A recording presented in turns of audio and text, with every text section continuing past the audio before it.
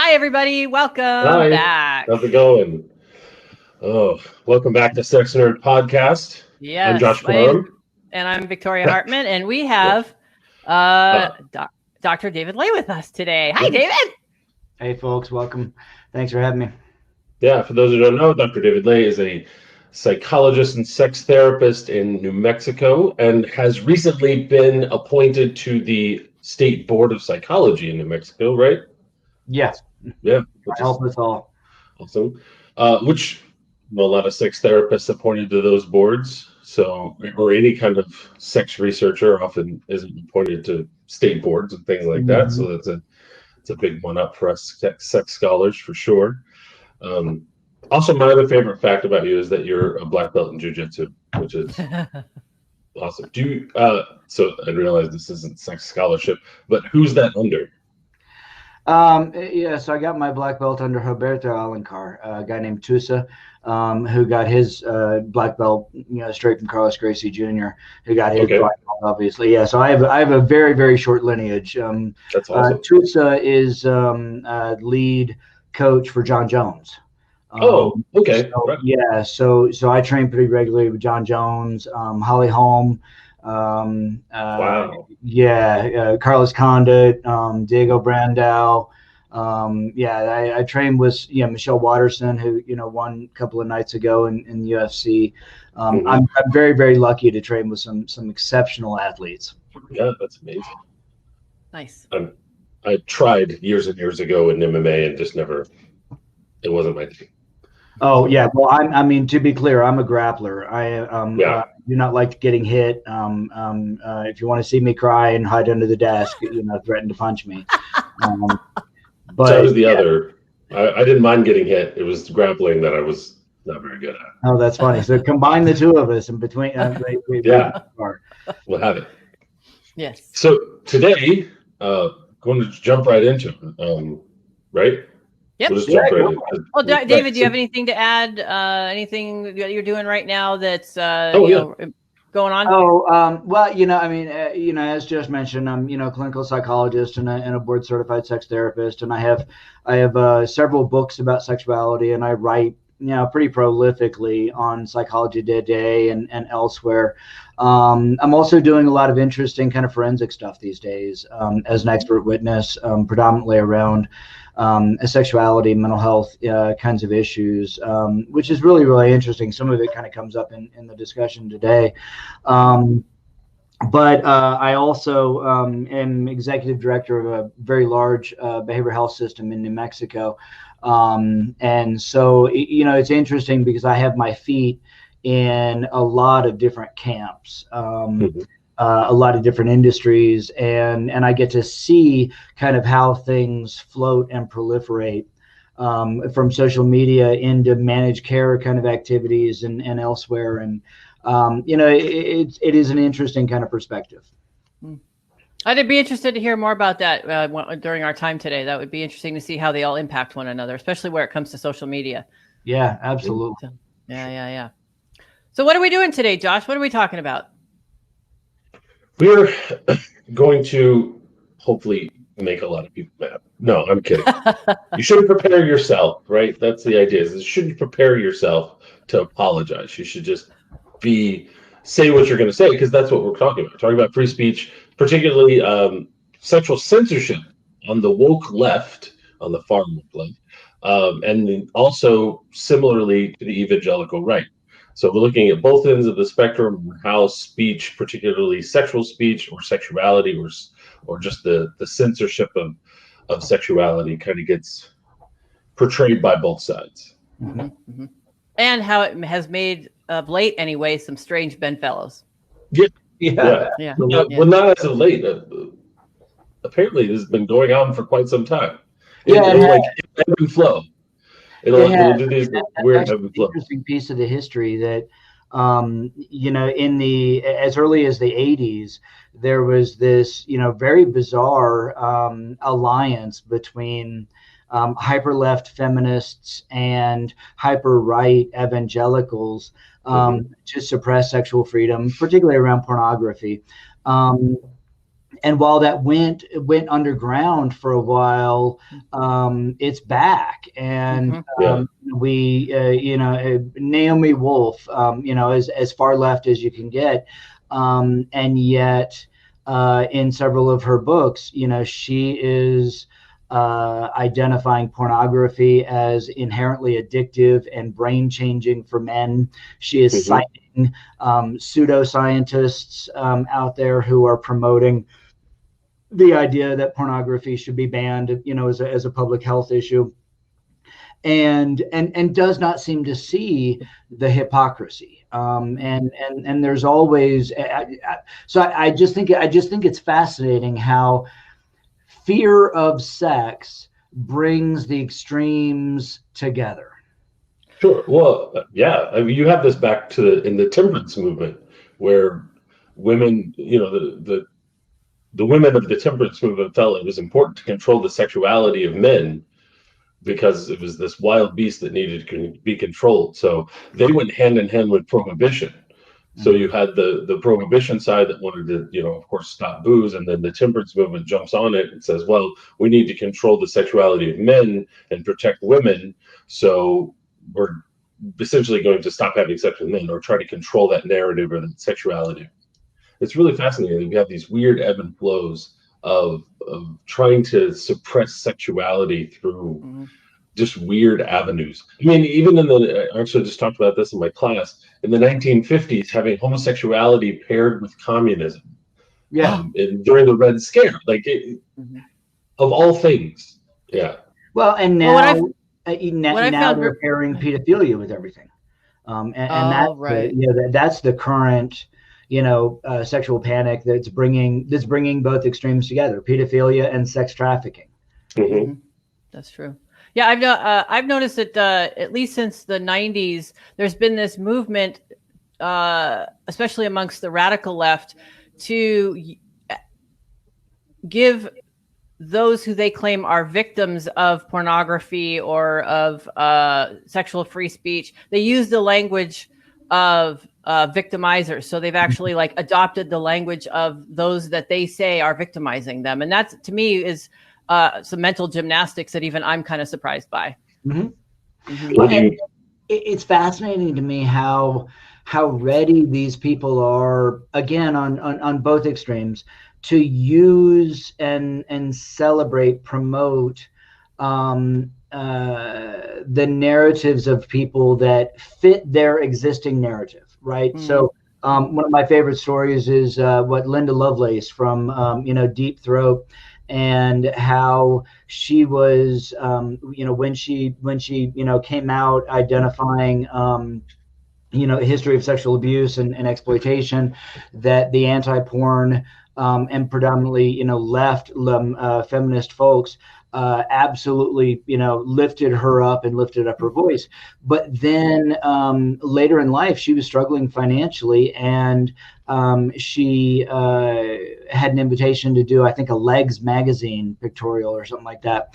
And once she did it, then the folks that had been, completely celebrating her, completely now ostracized her and rejected her, because now she wasn't this totem figure that they could use. And so they just kind of moved on. It is just, it's so exploitive.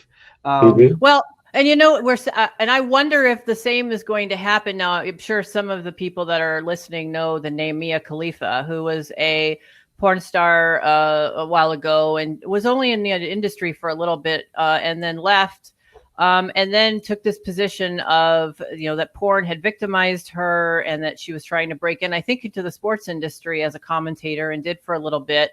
Well, she just came out yesterday with an OnlyFans. And I think it was just yesterday. And if you look at the Twitter feed, there's a variety of commentary, some of which, well, it was the porn industry that victimized her, but now she's reclaiming herself and she can do whatever she'd like as long as she's doing it for herself. And, others pointing out, well, wait a minute, she was in the adult industry, then claimed that it had abused her, and now she's doing kind of it was an interesting dynamic that I saw, and it sounded very reminiscent of the Linda Lovelace. Yeah. And Pam Anderson now, same thing. I mean, Pam Anderson, obviously Baywatch and Playboy, and Hugh Hefner's, confidant and everything else. And then, what was it, 8 years ago, she came out anti-porn, and she published this New York Times, I think, editorial with this rabbi who's anti-porn about, again, the dangers of pornography and pornography addiction. Again, my second book is The Myth of Sex Addiction, and I believe that very strongly that claims about sex or pornography being addictive are always a way to mask moral objectives by hiding them behind this kind of pseudoscience, health-based kind of language. So Pam Anderson came out, against pornography and everything else, and of course we've all seen the video with her and Tommy Lee, right? And then I don't know what you're talking about. Yeah. Okay. I'll send you the link here in a moment when I post it in the chat. And I didn't wait hours for that to download in the 90s. Yeah, but then just like last week, all of a sudden Pam Anderson has now popped up with, it's not on OnlyFans, but it's on Jasmine, I think. That's okay. That's an adult campsite. And now she's back doing porn, and it's just exhausting, the flip-flops. Yeah, but I think that has to do with, I think a lot of people, these fans only and these celebrities going to these fans only and then the Jasmine porn site, I think they're riding the coattails of that. I lost her name. The former Disney star who jumped on fans only. Bella Thorne. Yeah. And they saw the success. She made like $1 million in a very short period of time. So celebrities one day. I think it was one day or 1 week or something, 2 days or something. Yeah. And then completely, never mind. We won't get into it. Well, and here's my issue. But I think a lot of celebrities who want money, just like David was saying, they're trying to jump on that bandwagon. Right. And here's my issue with all of this, as not just a woman, but a woman who, back in the 90s did do, like hard R-rated film, nude, etc., and so forth. I never once felt, and I don't want to generalize my experience to anyone else, but I think I would guess, I know what the social pressures are when you have embraced a career in, displaying yourself nude on camera, and then you want to go and change careers. And we see this a lot with adult film stars. They, hit a certain point and they want to become teachers or lawyers or what have you. And that stigma of them being in the industry follows them throughout their career. I remember going to one of the adult film conventions and having a conversation with Nina Hartley, who I had communicated on and off with over the course of 20 years. And I remember her asking me, because I had crossed over into academics and I had gone into this museum field, did she ever find, she asked me this question, this famous porn star, did I ever find that people didn't take me seriously because of my history, being in like R-rated late night Showtime type films? And I said, no, but you got to remember, I've never distanced myself that far from the industry in and of itself. I mean, I went from doing that into studying sexuality into running a sex museum. So I've never really distanced myself from the industry, but that was intentional because I don't want to. But I think that those that want to go into what are considered mainstream careers like teaching or what have you, the stigma follows them. And I don't know, and I'm not trying to say what they're doing is helping, but I think that I would argue that the stigma that comes with, that's from the outside, the stigma that comes with being in the adult industry, in some ways, I think could help explain why, especially women try to distance themselves from the industry, so that they can shake off the stigma. And that's not necessarily a justification for it, but it could help to explain some of what we're seeing. And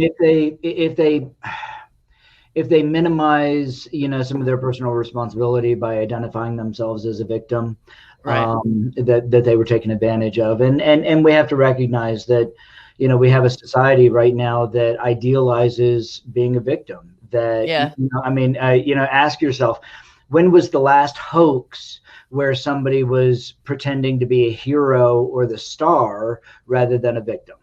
People get a lot more traction by, creating a hoax that they were victimized. Justin Smoley, and it wasn't him creating something where he was beating up racists, right? Nobody would have believed that, but him getting beaten up by some racist or white supremacists is all too believable, and everybody jumps right on board with that, which I think is just, it's playing to these mental traps that we just so easily fall into, of putting people in certain boxes, and then moving forward, and confirmation bias, right? Flies, because we believe what we want to believe, and unfortunately, I think one of the things that I really struggle with right now is so on the right, we have, folks who, use their faith and religious, maxims and their religious belief as justification for their ideas. And you just really can't argue with that, even if you're arguing with their interpretation of the Bible being off base. On the left, where we've ended up is this interesting, kind of postmodern, post-truth, right. Sort of place where my truth, my personal belief, trumps your Western objective, scientific assessment of what reality is, and it's the same thing. It is the exact same thing. It's faith, with the idea that the stronger I believe this, the strength of my belief is evidence for the validity of my belief, and you just can't argue that. Right. Well, so I'm actually going to try. All right. I was thinking about this, and so I'm only saying this because I'm an unabashed contrarian, and I agree with what you're saying wholeheartedly. But I was digging into some postmodern ideas, and I was digging into, especially in sexuality, right? So we're sex scholars. So, and a lot of this stems from queer theory, right? From Foucault, like early Foucault writings, early queer theory writings, postmodernism kind of happens at the same time. Mm-hmm. So I think you're a psychologist, but I feel like you're a little more enlightened psychologist. I won't say a lot more enlightened psychologist than most.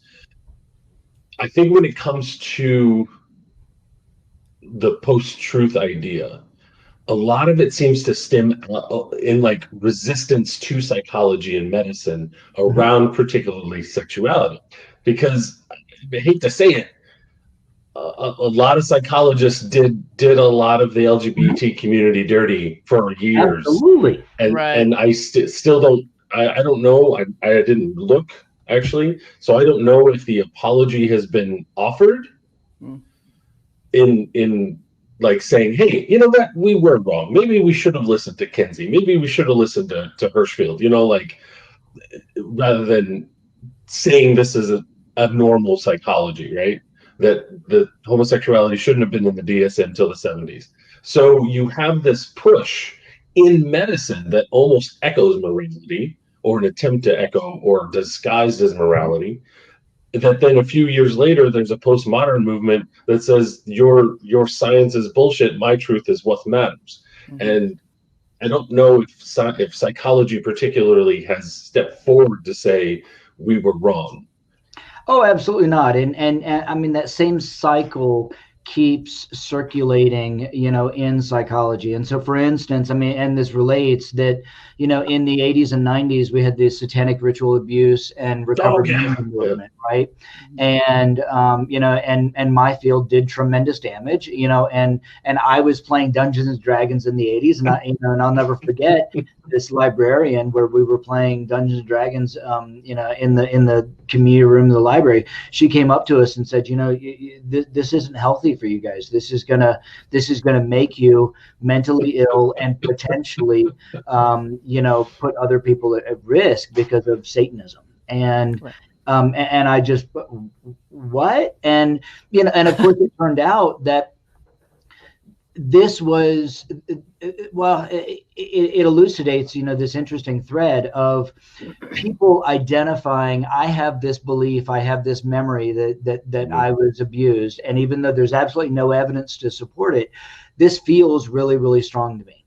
And we highlighted that self-assumed kind of identity and personal experience. And then the other thing was that therapists, many of them have a savior complex, and this was an opportunity for therapists to now be the superhero that comes in and uncovers that memory and exposes the truth of what really happened to you. With our secret, you know, therapy techniques. And of course, it turned out to be bullshit. It turned out to really create the very memories that we were trying to uncover. So it went away. Well, God damn it, it's back. And since about 2018, all of a sudden, we are seeing an upsurge in cases involving claims of recovered memory. Now, interestingly, the claims of recovered memory are related to sexual exploitation, including sex trafficking. And frickin' Dr. Phil had me on his show the other day to challenge, you know, a case of this very disturbed woman, unfortunately, who was reporting that she had recovered memories of being sex trafficked and sexually abused by Beto O'Rourke, Harvey Weinstein, Jeffrey Epstein. And she just had this crazy list of all these celebrities that she identified, you know, had exploited her. But the thing is that it is back because we are again elevating this self-identified truth, and it is an opportunity for saviors to come in and save us all. Well, and the thing that I think that I want to add to that, especially when it comes to this notion of, you know, pornography inherently being abusive, I think because there's certain types of feminist theory that are so prominent in the discourse or prominent again in the discourse, like Catherine McKinnon, like Andrea Dworkin, where, you know, pornography is, you know, a form of forced sex, a practice of sexual politics, an institution of gender inequality. Just so a lot of people are educating themselves on some of these radical feminist theories, and it's integrating itself, I think, with people's suppressed and maybe not so suppressed internalized shame. And we've all talked about the nature of shame.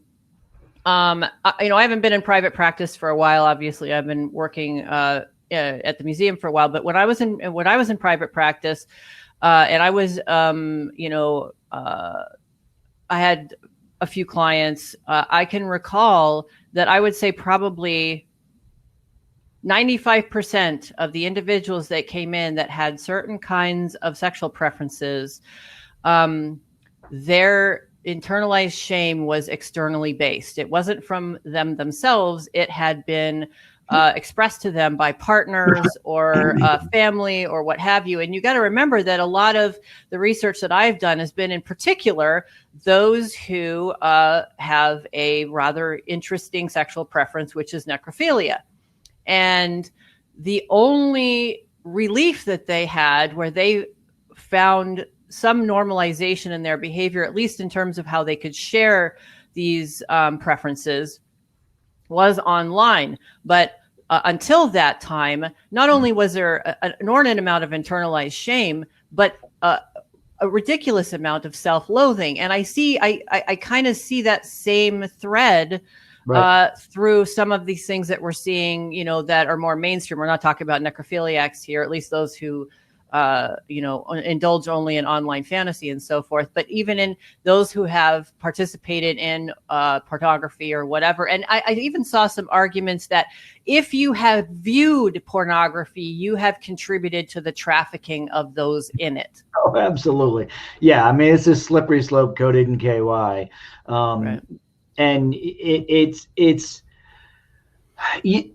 you know, the thing that the piece in there, Victoria, though, that I think is really, really interesting is that there are these sexual fantasies or desires that both the left and the right instinctively identify as dangerous, and that it is dangerous to me and to society for us to even allow you to have or express that fantasy, even if you don't act.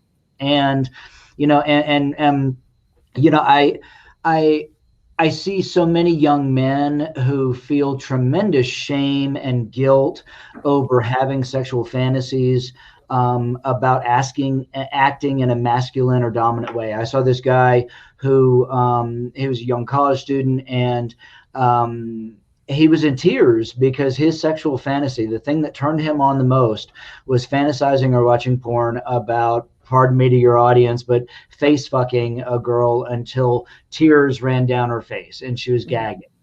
And he thought that that made him a rapist, and that he was afraid of that desire because he was afraid he would act on it and harm somebody.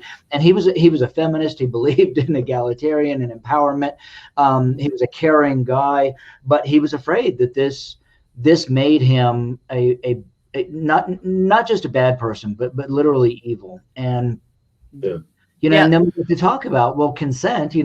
There's a lot of women out there that's their fantasy too, and your job is just to find one of them and do that with consent, right? But that is this ugly connection between shame and censorship. And shame is most oftentimes one of the strategies that is used to censor people around sexual ideas or values or interests that we think they should not have. You should be ashamed of yourself for having that, and you should have so much shame about it that you simply hate yourself and keep quiet because we don't want to hear about it. Well, and you know what? We're also seeing that in the space of art and artwork. And I'll give you an example. And I think we're seeing that on university campuses and so forth and so on. As an example, we ran an erotic story competition a few years ago at the museum. And when we finally had awarded the funds to the winners and so forth, and we had turned the stories over to the publisher came back a few weeks later and said, well, okay, these are fine, but you have this here and this here and this here and this here. And one of the stories was a young male sex worker who was describing his experience as a sex worker and the dynamics that came with that. Mind you, these are erotic stories. And David, I think you've recently had an experience with artistic expression in a legal case. However, they said, well, this depicts prostitution or sex work, which in this case, in this story, is exploitive because of some of the actions in this story. And therefore, the author needs to revisit this and correct it. And they did that about several of the stories. And my response to that was, we are going to exit this project, at least as it pertains to the publication of this anthology of stories. You can deal with the authors directly. We will not participate in the censorship of people's written erotic stories. And I think we're seeing that not just in that small microcosm that I experienced, but also university campuses and in the expression of erotic art. See, I think you both hit on right, and I think you both hit on one of the main problems. And as a person who teaches at college, I think a lot of this stems from, so we're talking about shame, right? We're talking about censorship in a lot of ways. A lot of the data, the research that's used comes from college students. Like a lot of our psychologists who are doing sex research, they just go to their psychology courses and say, hey, if you want to pass this class, you have to participate in my study. Like that was at IU. At Indiana University, we had to participate in research or university research. Mm-hmm. So a lot of our sexual understanding comes from people between the ages of 18 and 24, half of which just stopped asking to go to the bathroom like a year or two ago. So we're relying on their self-awareness and sense of sexual autonomy to make these grand claims about sexuality for adults. Like I feel like we're doing ourselves a disservice when we're talking about things like shame by not researching people in their like in their 30s and their 40s and the 50s and up. In my research on hooking up, I found just that all the data says hooking up is bad. So, you were talking about people should feel bad about this behavior. That's because people have reported feeling bad about hooking up. But in my research on the older adults, they don't give a shit. They're like, no, I'm busy. This is the best thing for me. And the fascinating thing about that, Josh, is that because I'm a fan of that hooking up research. I like to cite it when I'm hooking up just to make people feel better. Just kidding. But that it is the shame about the behavior that creates the negative outcome that then is blamed on the behavior. And so what I tell people is, if you think people that hook up are sluts and should be ashamed, don't do it. If you think watching pornography is immoral and harmful, don't do it. Because if you do this behavior that you feel negatively about, then you'll feel shitty about yourself. Right. And now the interesting thing is, historically, the treatment for this has been, well, stop that behavior. You shouldn't do that behavior. The alternative now that's really being explored as a result of the science is, can we explore helping people to examine those moral beliefs and identify whether they want to still endorse or incorporate those moral beliefs into their view of themselves, the world, and behavior? And I had this one guy that I treated for a long time who he had grown up in the penitente community. The penitente are a Catholic offshoot in northern New Mexico that still engage in flagellation with thorns when they sin as a behavior to seek forgiveness. And as an adult, this guy would he would go on Craigslist and he would have these casual sex hookups, and he would feel absolutely awful about himself, and he would just beat himself up, not physically but emotionally. And I, as a therapist, I don't ever tell people don't do something, because if I tell them not to do something, I'm engaging in a power struggle now, and they may keep that behavior secret from me, or do it in order to have one up on me, all these kinds of things. And frankly, when we tell people not to do something, we're actually incentivizing that behavior.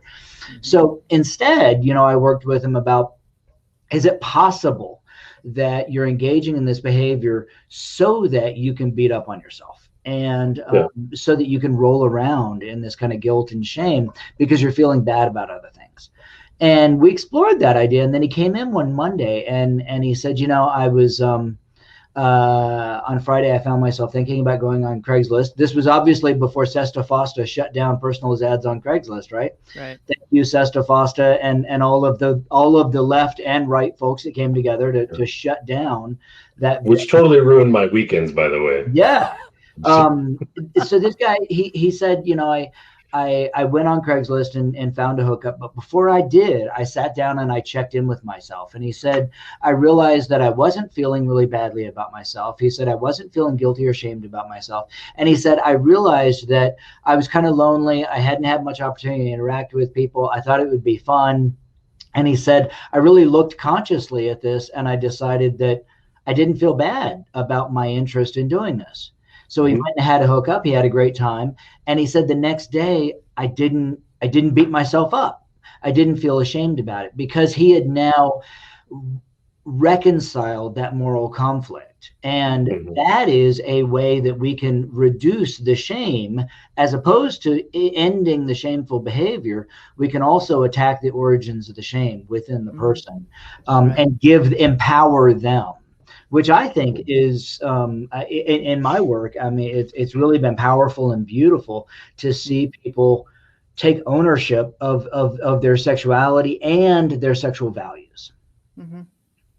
Well, and that's something that when I was working as a support group facilitator at a rape crisis center, when we would do our closed groups, one of the biggest struggles was, as survivors, some of the enjoyment that they had, with partners or what have you, and how that conflicted with their history of trauma. And that's a really complicated space to be in, not just as a survivor, but as a therapist, is try to, there's trauma, and then there's the enjoyment of sexuality and the release of shame, and those tend to be intermixed with survivors. And so your description of that kind of elucidates some of that dynamic. I don't know if you remember Belle Knox. She was a porn performer who was a college student, I think at Duke maybe, and she was paying her way through this high-priced school by doing porn on the side, and then she got exposed, and she specialized in doing rough sex porn. And there was this really interesting interview with her where, you know, she identified she had a history of sexual assault. And she said, you know, engaging in this porn was actually therapeutic and healthy for me because it was a chance for me to be in charge of this experience. And to experience now it in a different way. And the thing is, I mean, Belle is another good example where both sides hated her. You know, the right hated her and were sure that, you know, she was, you know, she was, you know, promoting evil and pornography and everything else. But the left hated her too, because she was empowered in a way they didn't want women to be empowered. She was empowered to disempower herself, and that's not okay. I mean, think about all the feminists that, you know, hate the idea of 50 Shades of Grey because, well, women shouldn't want that. And again, it's this should thing where your sexual desire conflicts with my political values, so you shouldn't be allowed to talk about that. Well, and we also have another, we could tackle a little bit, and this is something that happened in the museum. We had a performer, when we were still hosting shows, we had a performer, a woman of color who came in, and she had a burlesque show that she performed, a traveling burlesque show. And for her, that show involved the subjugation of Black and brown people as a form of sexual expression. And the show went over really well. And, you know, her argument was, this is something that is personal to me, and I throw off the shackles of institutionalized racism by expressing myself through art in this manner. And it caused a lot of controversy because there are those, especially on the left, who would say that she is expressing nothing more than internalized racism, right? But for her, this was an empowering experience. And we do see that also in survivors, that they're reclaiming their ability to consent through the negotiated scenes of submission or whatever, rough sex or what have you. And I think on a certain level, I don't know what's going on with my camera now, but if you turn it off and back on, a lot of times it'll refocus. Okay, we'll do that in just a second. So what I've seen a lot. So I'm in the roller derby community, and I'm hopefully not going to land blast myself because they're a very sensitive community. Going back to your statement about art and going back to a lot of this censorship, so it's not just the victim speaking out, it's other people speaking out and trying to mitigate other people's behavior. And what I see in a lot of these communities is almost what I would call trauma by proxy. Like trying to attach yourself to this trauma, even though you're like a third party person, you're still trying to, it could be your trauma that you've experienced and someone else is experiencing it, so you're trying to like put how you think about it, or it's just a scenario that you think this person should react in a particular way, in a lot of cases. So I feel like a lot of people try to interject their own, like I said, trauma by proxy into situations to get an outcome that they want, to see it play out in a way that I think makes them more comfortable, as opposed to allowing that person to experience it for themselves. Because it creates, again, this confirmation of the existing narrative, and the existing narrative right now is a victim-based narrative. And you know, if we put people in the victim box, then we can move on and we can save them. And you know, my second book, or actually my first book, it's called Insatiable Wives, and it's about the cuckolding, you know, kind of fetish, and that is a politically controversial fetish, not just because of Jerry Falwell Jr., but because of the racial elements that are significant in it. And Right. That there is this there's a common kind of fantasy of my white wife with a black man, and yes, that is an expression of the taboo around racism and interracial relationships and everything else, and that taboo creates excitement and energy for this fantasy. But there's a pretty famous online kind of comic about sexuality that a few years ago covered the cuckolding fantasy, and it's pretty positive, sex positive kind of comic, and they were horrifically attacked by the left for not acknowledging and chastising and shaming the people that fantasize about cuckolding for being racist, and and all the people that are shamed and chastised for being attracted to Asian people or to white people or to black people, that if you have a sexual preference, and I'm using that word right after Amy Coney Barrett's testimony, if you have a sexual preference, then you're a bad racist person. If you're really woke enough and egalitarian enough that everybody is attractive to you. And the thing is, it just doesn't fucking work that way.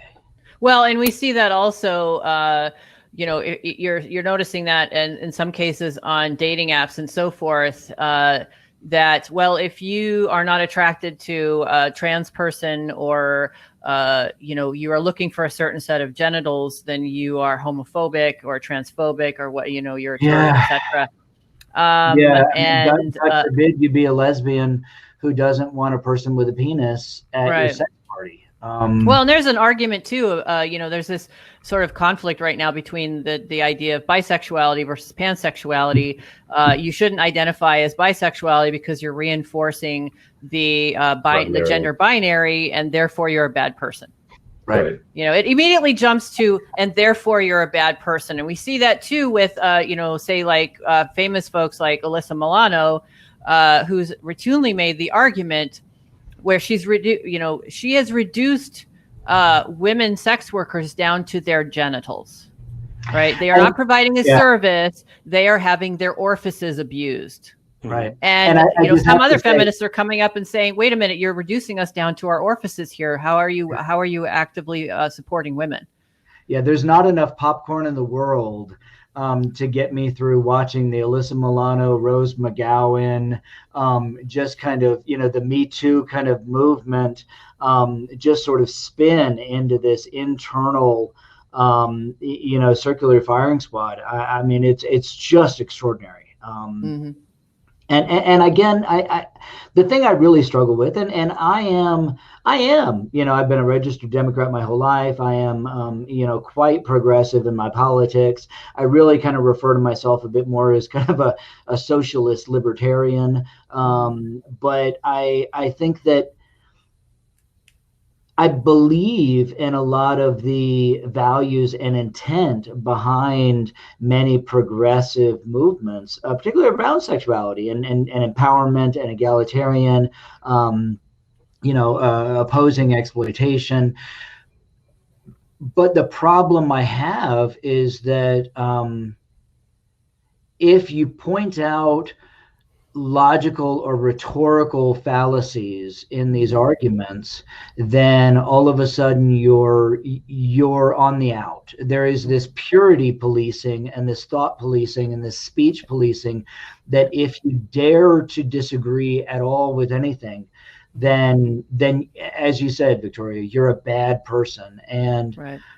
And my original degree is actually in philosophy, and and I was trained really heavily in argument and logical thinking and how that works. And so I'm the guy in the middle that is always willing to point at either side and say, hey, the emperor over here has no clothes. I can see his or her ding-a-ling. Right.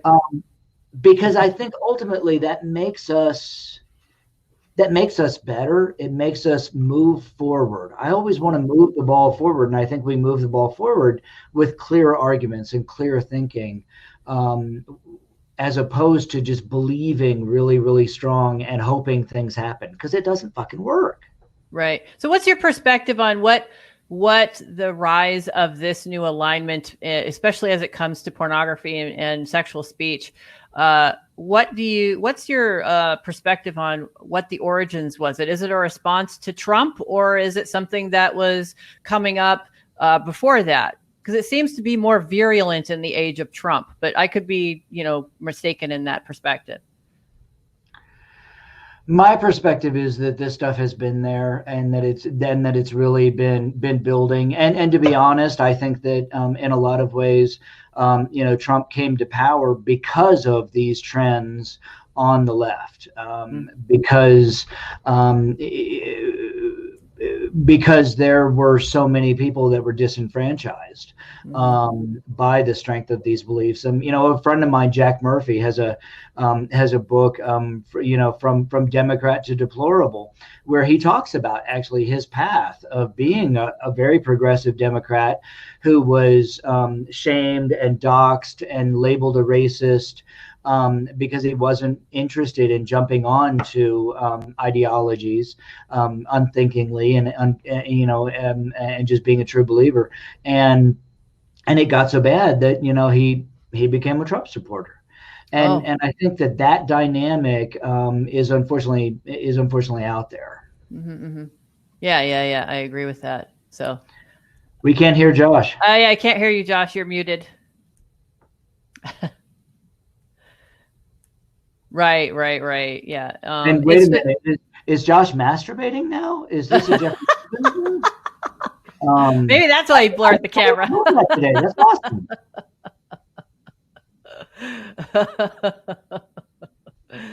Yeah, I found this to be pretty interesting. I gave a speech or I gave a lecture at the U of O several years ago, and the lecture was on the art of cunnilingus.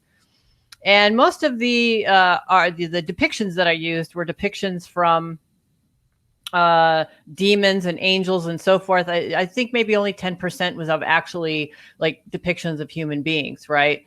And I had been invited by the the women's department on U of O, and so I gave this talk, and then they asked me later on and I did address the idea of recognizing the language shift from women and men to people with penises and people with vaginas and so forth.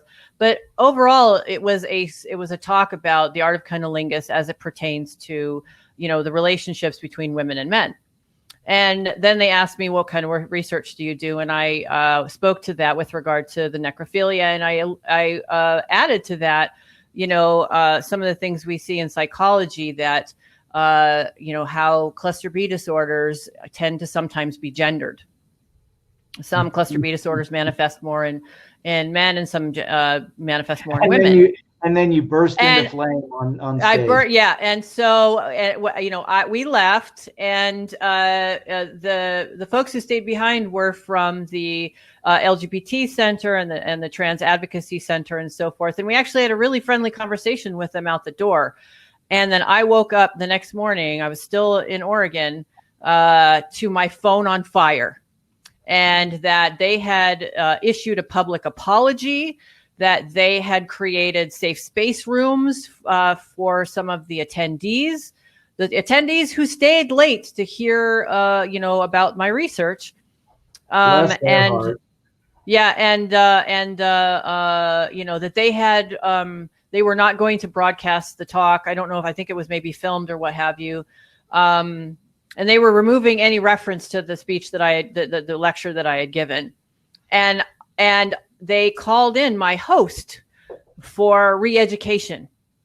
And I was absolutely blindsided by it. I never saw it coming. And like I said, most of the depictions were of angels and demons, etc. It still comes up sometimes because I was just so blindsided by what had happened. I didn't even know what to make of it. Have you ever had a similar experience? Oh yeah. I have a long history of folks, working real hard to cancel me, and I have the honor of having both right and left attempting to cancel me, where gosh, I mean, a few years ago, Lacey Green, the YouTuber, is a friend of mine, and she supported my work, and I think her work has really been exceptional. And a few years ago, there was a controversy where she was labeled transphobic or racist because of the guy she was dating, and there's this, there is this contagion effect of once you're an ism, then anybody connected to you becomes an ism. And I interviewed Lacey about that and about the shame that she was experiencing from the left and from her allies. And then I was, attacked, and they attempted to cancel me for daring to, even just acknowledge their shaming towards her and not chastising her, that I would only be part of the crowd if I publicly repudiated her. And then, and I survived that. And because really, I mean, my writing and my speaking and my training, historically, it's almost been kind of a hobby for me. I am very, very busy and do well at all my other activities. So that attempts to cancel me, really just don't have very much impact. And but then the right has come after me with threats of lawsuit. With there were threats of violence and picketing at a conference I was going to be speaking at, where I was going to be talking about the working with adolescents that that view porn. And part of my argument again is that trying to get them to stop watching porn is counterproductive. And that was, of course, reframed as, you're telling teenagers to watch porn. You're a pedophile. And, so, again, I mean, it's just this, it's just this extraordinary kind of thing where, a lot of us that are in the middle and kind of moderate, independent think both sides crash down on us and silence us. Well, being a centrist or a moderate is probably the worst thing any of us could be. Of course. Yes, apparently, at least according to the left. I'm not exactly sure if the right even cares, but just to briefly, before Josh jumps back in, now that he's back and clear and looking beautiful again, Clarissa Smith has done some pivotal work on teens and pornography. She gave a lecture at UNLV in one of my colleagues' classes several years ago, where she actually looked into the effect of pornography in youth. So I highly recommend any of our viewers to look up her academic work. Anyway, Josh, go ahead. Sorry, I was gone. I was not masturbating. If I was blurry, that may be on you. That's what masturbation does to you. That's not like that. Oh, very well played. Good job. Yeah. So I don't know what was going on. So I mentioned psychology not apologizing, right? I feel like now we're in this era of it's resistance. It's the same thing you see in critical race theory as well. Like a lot of people are coming down on critical race theory, and I don't need to dive into it, but I think a lot of it is pushing back against these, 100 years or 200 years of since the scientific revolution that has been driven by, we'll say, white folks for the most part, but also a lot of sexuality research has been, and ideology has been driven by white men, by dudes. And I think now especially with social media, so many people are forming these communities easier. And after you form a community and you have your sense of identity, the next thing to do is seek out political action for recognition. So rather than going to experts for knowledge, people are creating these knowledge pockets themselves based on their own experiences because they were forced to.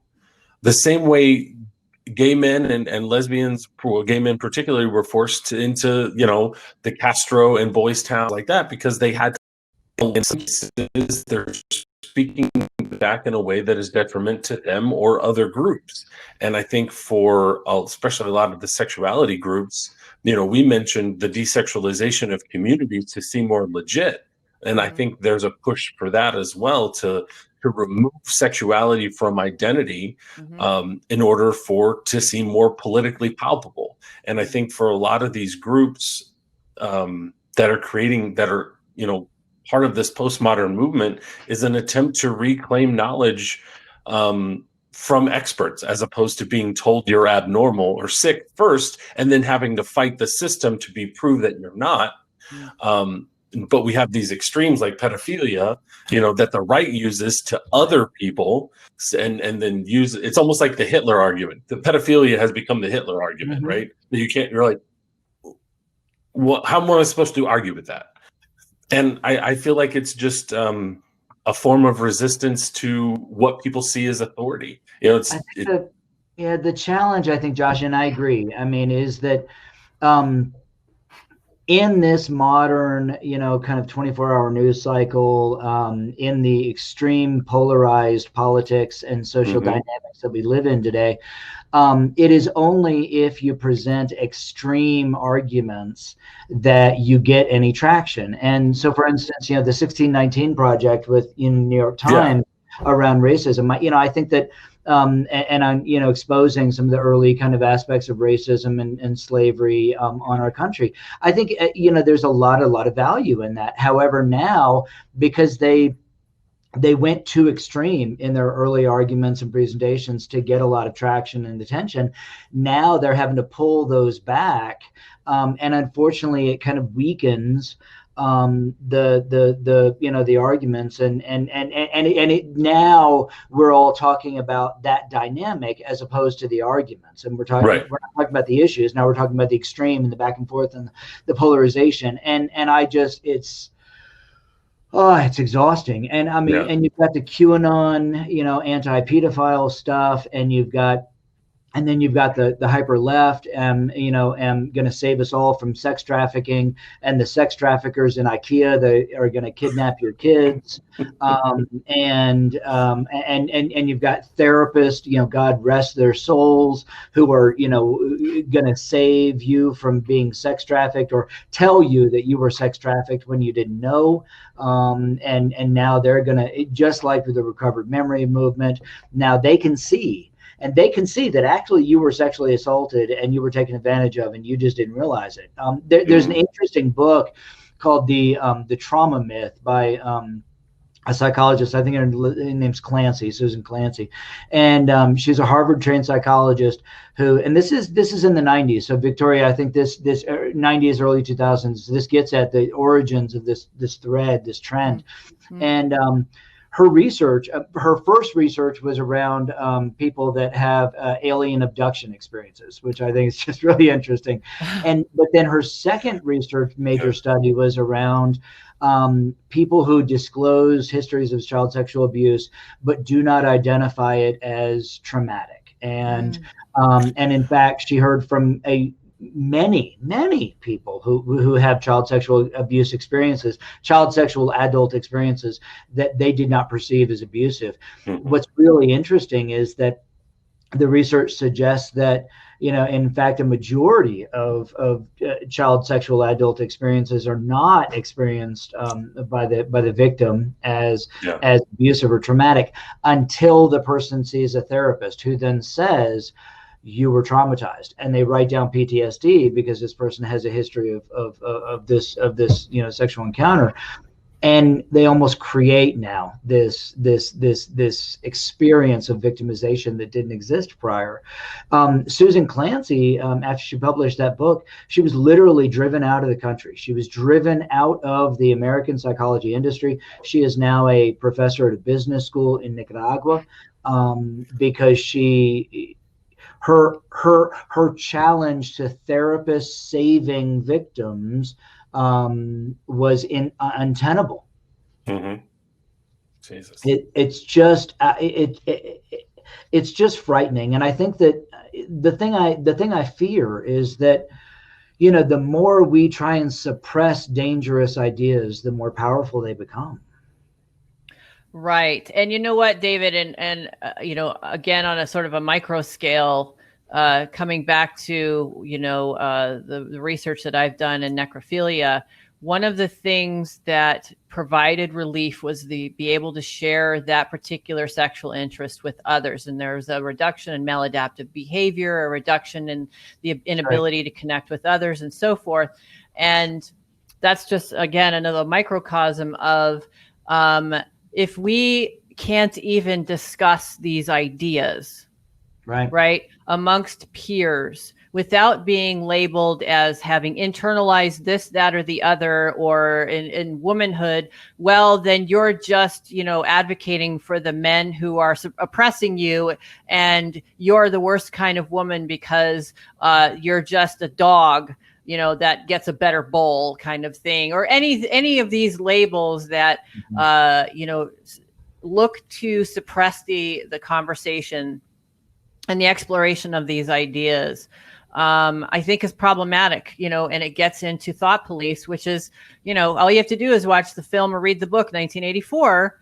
It's a very slippery slope on that end. We don't want to go to the extremes of, say, like Trump, where, hate speech that, is intended to inflict harm or violence on others is just as acceptable as, frightening thought or dangerous thought. But, the idea of suppressing it all for the safety of everyone, I think, is also a problem that's needs to be addressed. And I think we're trying to address it. But again, you have those individuals who are going to weaponize that. And it's just it's a constant balancing act that we have to do. Yeah, you mentioned earlier, I'm involved in this, fascinating forensic case in Texas, and it's a First Amendment obscenity case filed by the feds against an individual that had a website for about 17 years that had stories of pedophilic kind of content, child sexual, adult encounters. And the FBI has had this guy locked up now for 2 years on obscenity charges. And by the 2003 Ashcroft case before the Supreme Courts, text stories don't count as child pornography.